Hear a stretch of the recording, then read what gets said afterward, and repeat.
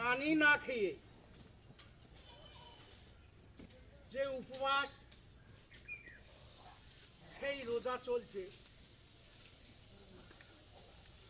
হয়তো আগামীকাল রোজা শেষ হবে, আগামী শনিবার ঈদ উৎসব পালিত হবে। এই এক মাস ত্যাগ তিতিকার পর আমরা প্রত্যেকে চাই একটু আনন্দ উপভোগ করতে। তা বহু গরিব আছে যারা নতুন বস্ত্র পরতে পারে না, তাই মাজিদা ওয়েলফেয়ার সোসাইটি তরফ থেকে আমাদের বর্ষতা এসেছে। কিছু ছেলে আছে এই ওয়েলফেয়ার সোসাইটিতে, তারা উদ্যোগ নিয়ে যে গরিব, বেওয়া, এতিম এদের হাতে নতুন বস্ত্র দিয়ে মুখে হাসি ফোটানোর জন্য। আল্লাহর নবী সাল্লাল্লাহু আলাইহি সাল্লাম এতিমকে খুব পছন্দ করতেন। তিনি যতটা পারতেন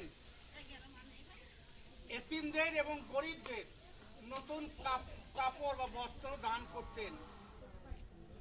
সেই হুজুরে পাক সাল্লাল্লাহু আলাইহি সাল্লামের অনুসরণ করে আজও পর্যন্ত সেই ট্র্যাডিশন বয়ে চলছে।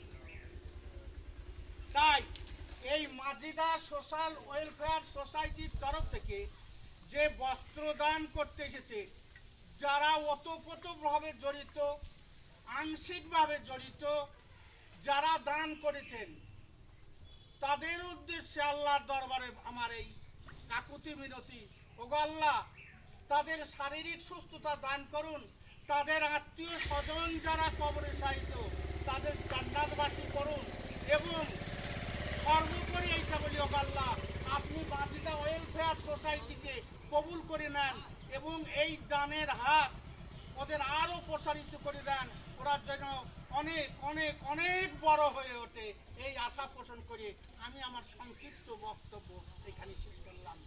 এইবার ওয়েলফেয়ার সোসাইটির লালচাঁদকে কিছু বলার জন্য আমি বলছি। আচ্ছা, কেউ বলবে বাবু?